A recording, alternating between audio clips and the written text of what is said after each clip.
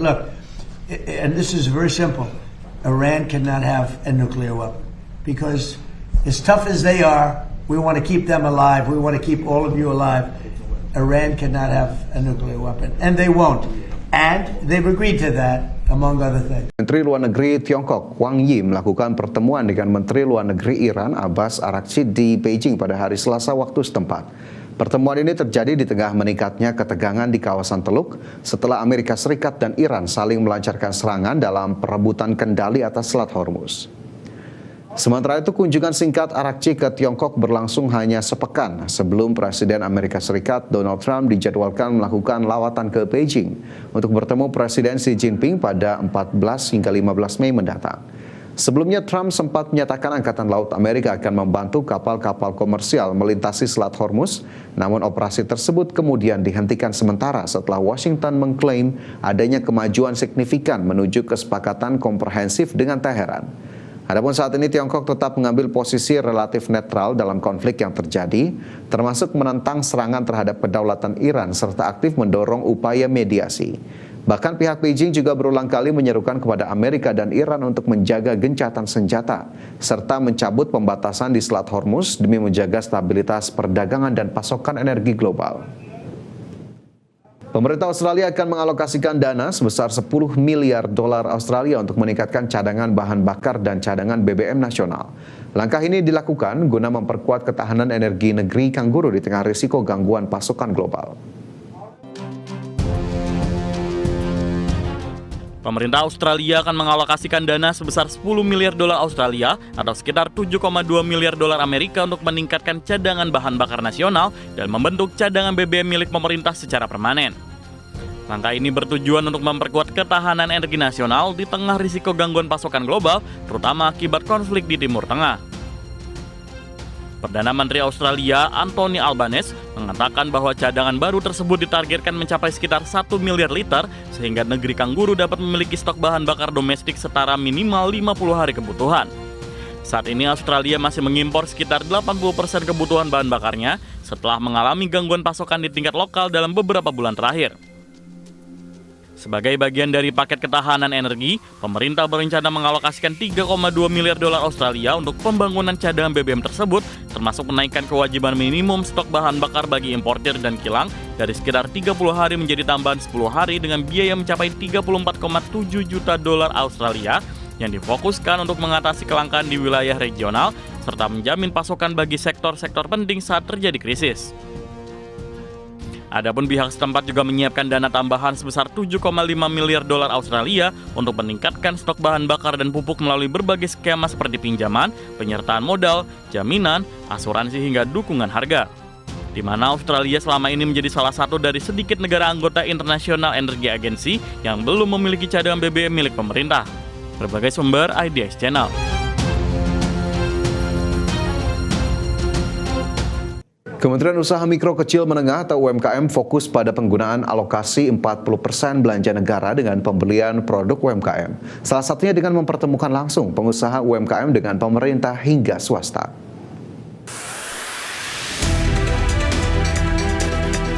Pemerintah melalui Kementerian Usaha Mikro Kecil dan Menengah atau UMKM mendorong pengguna alokasi minimal 40% atau sekitar 400 triliun belanja negara untuk produk UMKM termasuk melalui lembaga kebijakan pengadaan barang jasa pemerintah serta diperluas lewat keterlibatan sektor swasta. Wakil Menteri UMKM Helvi Muraza menyebutkan salah satu langkah memanfaatkan belanja dengan Gelora Innobuyer B2B2G Expo 2026 dengan mematok target ambisius nilai transaksi sebesar 2,5 triliun. Target ini tidak hanya menyasar belanja pemerintah melalui LKPP, tetapi juga melibatkan peran sektor swasta, mulai dari pemilik gerai retail hingga pengusaha yang menggunakan produk UMKM secara langsung. Meski peluang pasar sangat besar, Helvi mengingatkan tantangan utama saat ini ada pada kesiapan internal pelaku UMKM, baik standarisasi formal, konsistensi dalam memenuhi kontrak, serta kelengkapan legalitas usaha. Tujuannya memang kita berusaha agar bagaimana produk UMKM itu memanfaatkan baik fasilitas yang disiapkan oleh pemerintah dalam pasar, ini LKPP, kemudian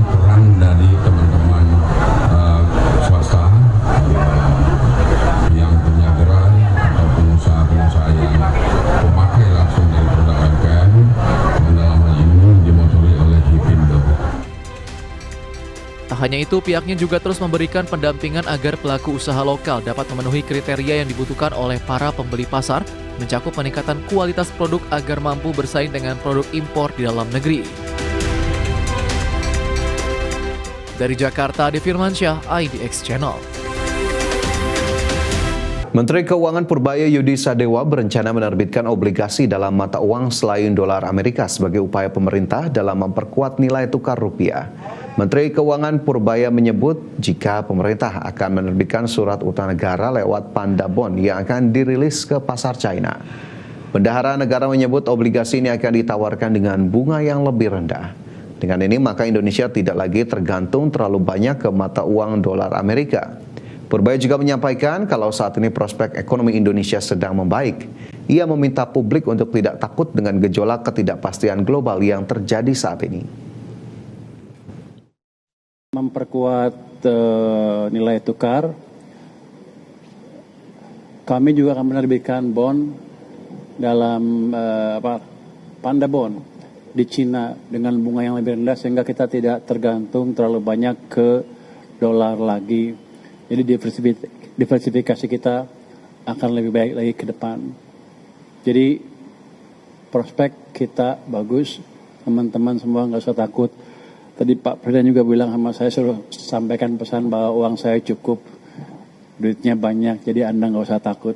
Terima kasih Pak. Asosiasi Industri Olefin, Aromatik dan Plastik Indonesia atau INAPLAS menyambut baik kebijakan pemerintah yang menurunkan bea masuk LPG dari 5% menjadi 0%. Ketua Umum INAPLAS Suhat Miarso menilai kebijakan pembebasan bea masuk LPG dari 5% menjadi 0% sebagai substitusi bahan baku industri petrokimia dan plastik di tengah konflik geopolitik di Timur Tengah. Langkah ini juga dipandang mampu meningkatkan daya saing bahan baku alternatif di tengah tekanan global. Selain itu, pembebasan bea masuk LPG ini juga sebagai salah satu solusi untuk menekan biaya produksi di tengah mahalnya bahan baku. Terlebih LPG dapat dimanfaatkan sebagai bahan baku alternatif dalam produksi petrokimia, khususnya sebagai substitusi nafta yang selama ini masih bergantung pada impor.